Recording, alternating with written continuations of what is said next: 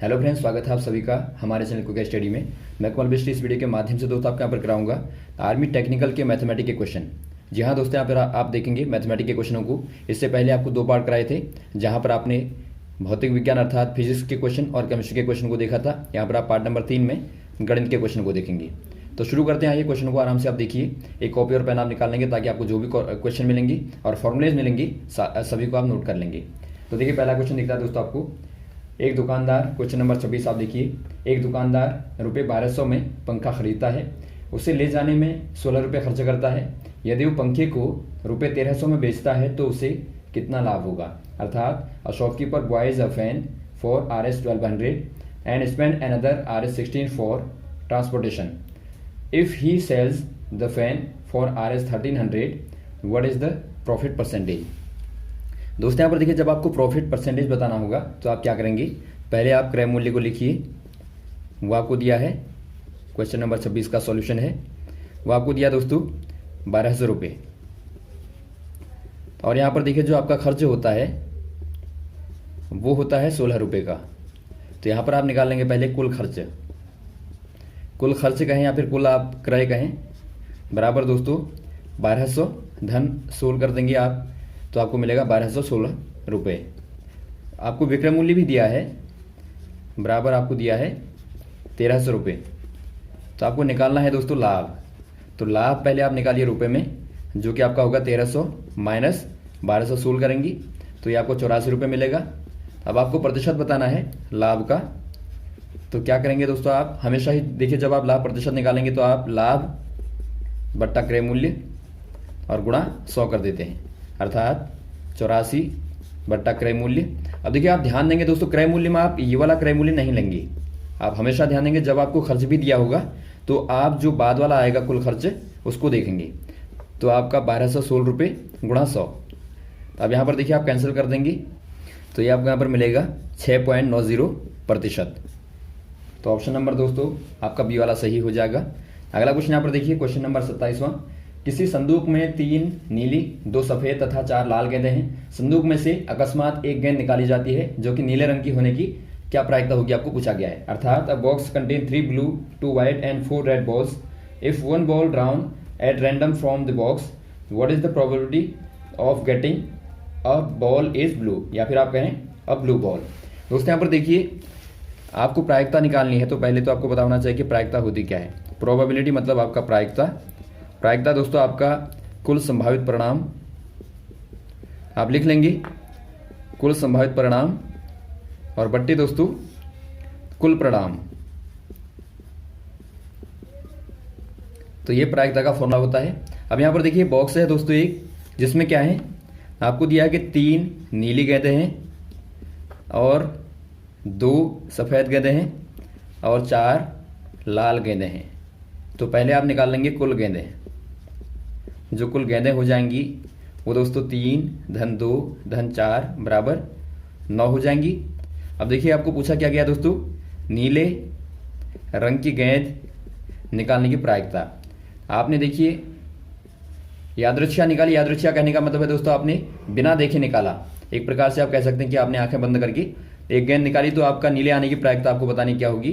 तो फॉर्मूले में रखेंगे दोस्तों, आपका probability of event equal to 3/9, अर्थात संभावित, यहाँ पर देखिए संभावित जो परिणाम है वो आपके 3 है। 3 बार में आपकी नीली गेंद आ सकती है और बट्टे कुल गेंदें हैं 9। तो ये आपका दोस्तों 1/3 आता है। तो 1/3 आपका सही हो जाएगा, ऑप्शन नंबर सी वाला। अगला क्वेश्चन देखिए दोस्तों, एक पिता माता की आयु से 7 वर्ष बड़ा है और माता की आयु बेटी की आयु से 3 गुना अधिक है। बेटी की इस समय की जो आयु है 10 साल की है। बेटी के जन्म के समय पिता की आयु क्या थी, आपको बताना है। A father is 7 year old than mother and mother's age now is 3 times of the age of daughter. Daughter is 10 year old now. What was the father age when daughter was born? थोड़ा सा यहाँ पर आपको ध्यान देना दोस्तों, बहुत ही आसानी से आप निकाल लेंगे।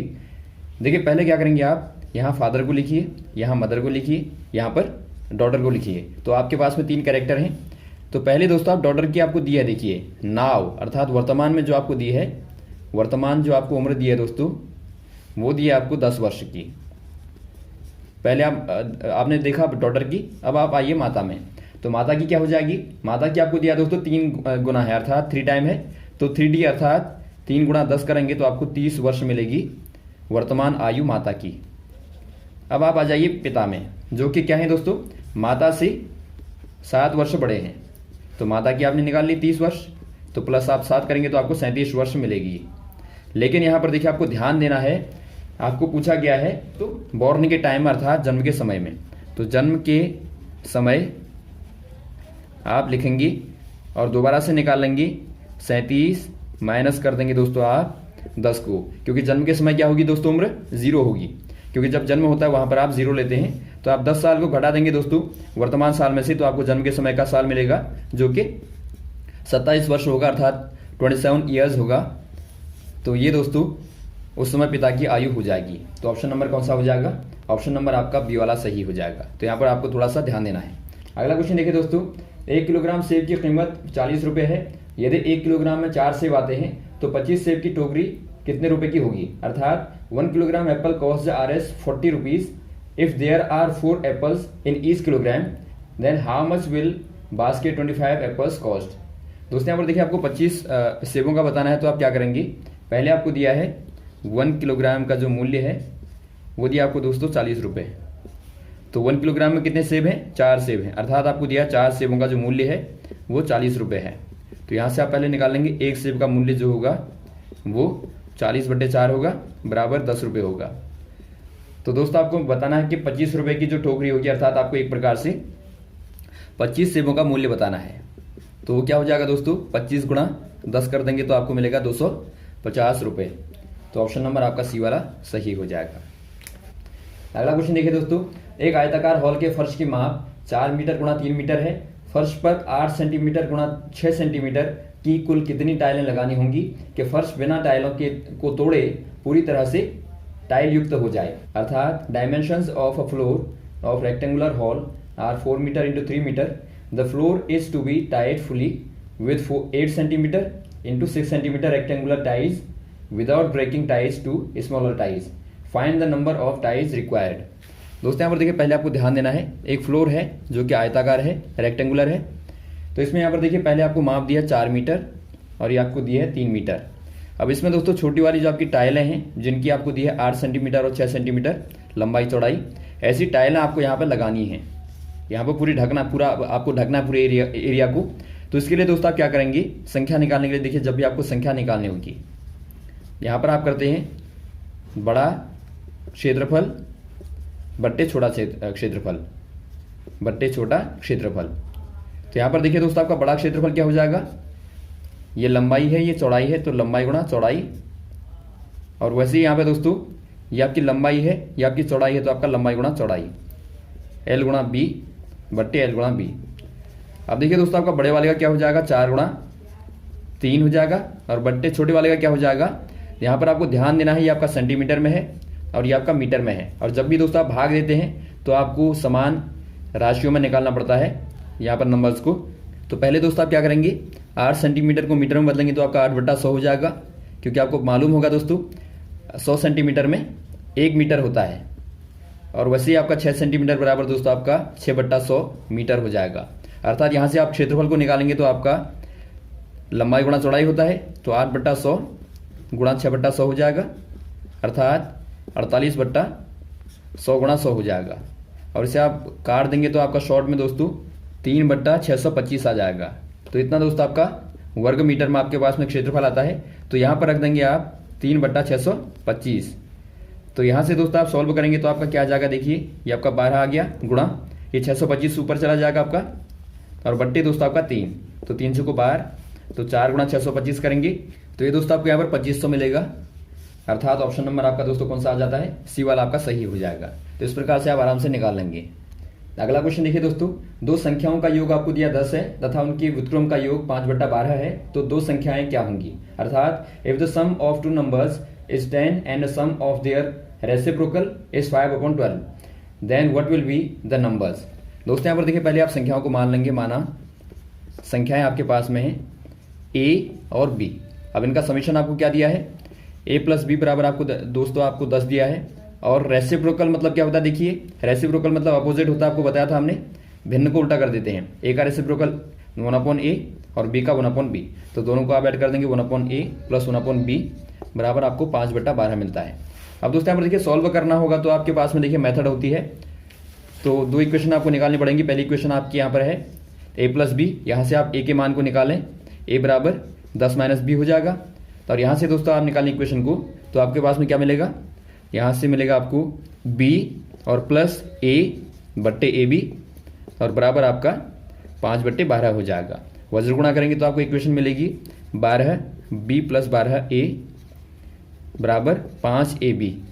अब दोस्तों आपको ये सॉल्व करना पड़ेगा। उसके बाद में यहाँ पर आप देखिए ऊपर से a के मान को रख देंगे यहाँ पे, तो आपको b का मान मिल जाएगा और वहाँ से आप आराम से निकाल लेंगे। लेकिन यहाँ पर जब आप एग्जाम में करेंगे दोस्तों, ये तो आपको मेथड बता दी, लेकिन जब आप एग्जाम में करेंगे तो वहाँ पर आपको क्या करना है, वहाँ पर आपको शॉर्ट मेथड का इस्तेमाल करना है। आप ऑप्शन को देखेंगे, ऑप्शन में देखिए आपको क्या दिया है, आपको 7 और 3 दिया है, तो इसे आप चेक करेंगे। ए और बी की जगह पर रख के देखिए 5/12 आपको मिलना चाहिए। योग तो आपको 10 मिलता है, पहली कंडीशन पूरी हो गई। दूसरी कंडीशन कहते हैं कि आपका रेसिप्रोकल का समेशन 5/12 होना चाहिए। तो 1/7 धन 1/3 करेंगे तो आपको क्या मिलता है 10/21। तो ये तो होगा नहीं। दूसरे को चेक कीजिए, 9 और 1 दिया है आपको, तो 1/9 धन 1/1 करेंगे तो आपको मिलता है 10/9, ये भी नहीं होगा आपका। अगले वाले को चेक करेंगे, 8 और 2 दिया है आपको, तो समेशन तो आपका 10 है, लेकिन आपका 1/8 प्लस 1/2 करेंगे तो आपको क्या मिलता है 10/16 मिलता है, ये भी आपका नहीं होगा। अब चेक करेंगे आप 6 और 4 को, तो ये दोस्तों आपका 1/6 धन 1/4 करेंगे तो आपको क्या मिलता है 10/24 और काटेंगे तो आपको मिलता है 5/12। तो यही दोस्तों आपका सही आंसर हो जाएगा। तो इस प्रकार से आप एग्जाम में आराम से निकाल लेंगे, और यदि आपको मेथड को समझना है तो आप इस प्रकार से करते हैं दोस्तों। अगला क्वेश्चन देखिए दोस्तों, एक बहुभुज की 44 विकर्ण है, तो आपको बताना है इसकी भुजाएं क्या होंगी दोस्तों। A polygon has 44 diagonals, find the numbers of its sides. दोस्तों यहाँ पर देखिए कोई बहुभुज है, बहुभुज कहने का मतलब दोस्तों बहुत सारी भुजाओं वाला कोई भी इस प्रकार का आपके पास में बहुभुज है।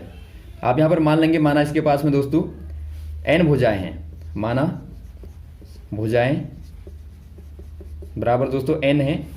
तो जो विकर्ण होते हैं, कुल विकर्ण जो होते हैं दोस्तों, उनका जो फॉर्मूला होता है वो आपका होता है n-3/2। इसे आप नोट कर लेंगे, तो इसी का इस्तेमाल आप यहाँ पर करेंगे। आपको देखिए विकर्णों की संख्या दी है दोस्तों 44, ये आपको दिया है, ये आपको गिवन है, तो 44 यहाँ पर आप रख देंगे बराबर। आपको भुजा निकालनी है चूंकि, तो n को n ही रखेंगे आप, n-3/2। अब यहाँ से दोस्तों आप गुणा कर देंगे तो आपको क्या मिलेगा, आपको मिलेगा 88 बराबर n² - 3n, और इक्वेशन बना देंगे आप n² - 3n। 88 को आप इधर ले आएंगे तो आपका -88 बराबर क्या बचा 0। तो ये यहाँ पर दोस्तों आपके पास में द्विघात समीकरण बन गई, अर्थात क्वाड्रेटिक इक्वेशन बनती है। तो इसे आप सॉल्व कर देंगे। देखिए दोस्तों आपको द्विघात समीकरण को सॉल्व करना आना चाहिए, इसके लिए हमने पूरा वीडियो भी बना रखा है अलग से, तो चाहें तो यदि आपको ना आए तो आप वहाँ से देख सकते हैं दोस्तों। तो यहाँ पर देखिए आपका पहले आप क्या करेंगे, n² माइनस, यहाँ पर आपको ऐसे फैक्टर करने पड़ते हैं 3 के, जो कि दोस्तों आपको गुणा करने पर 88 मिले और घटाने पर आपको 3 मिले, तो 11 और आप कर देंगे दोस्तों -8 कर देंगे, n कर देंगे बाहर से -88 बराबर 0। तो यहाँ से आपको मिलता है n² - 11n और प्लस, चूंकि आपका देखिए दोस्तों माइनस गुणा होगा तो यहाँ प्लस हो जाएगा 8n और -88 बराबर 0। उसके बाद यहाँ पर देखिए आपका दोनों आपके कॉमन लेंगे, यहाँ से आप n को कॉमन लें पहले वाले में से, तो n - 11n 11 हो जाएगा, और यहाँ पर आप लेंगे दोस्तों 8 को कॉमन, तो n - 11। अब देखिए यहाँ पर पहला वाला जो निकलता है वो आपका निकलता है n - 11 बराबर 0, अर्थात n बराबर 11 मिलता है। दूसरा आपका n + 8 बराबर 0, अर्थात n बराबर -8 मिलता है। तो -8 तो चूंकि पॉसिबल होगा नहीं, क्योंकि दोस्तों आपकी संख्याएं माइनस में हो नहीं सकती भुजाएं, तो पहला वाला आपका n बराबर जो 11 होगा दोस्तों, यही आपका संभव मान है। तो 11 यहाँ पर भुजाओं की संख्या हो जाएगी। तो ऑप्शन नंबर कौन सा दिखता है दोस्तों आपको, ऑप्शन नंबर आपका सी वाला सही हो जाएगा। अगला क्वेश्चन देखिए दोस्तों, विक्रय मूल्य ज्ञात करो जब क्रय मूल्य आपको 650 रुपये तथा लाभ 8% दिया है। अर्थात आपको निकालना है दोस्तों find out selling price if cost price is Rs 650 and profit is 8%। यहाँ पर आप क्या करेंगे दोस्तों, आपको देखिए जो क्रय मूल्य दिया है वो दिया है आपको क्रय मूल्य बराबर, अर्थात खरीदने का जो मूल्य है वो आपको दिया है 650 रुपये, और आपको दिया लाभ बराबर 8% का। तो यहाँ पर देखिए आपको निकालना है विक्रय मूल्य। तो विक्रय मूल्य बराबर क्या होता है दोस्तों, जब आपको लाभ दिया होगा क्रय मूल्य और गुणा 100 धन लाभ और बट्टा 100। ये फॉर्मूला आप नोट कर लेंगे। तो इसमें आप दोस्तों आराम से रखेंगे तो आपको मिल जाएगा।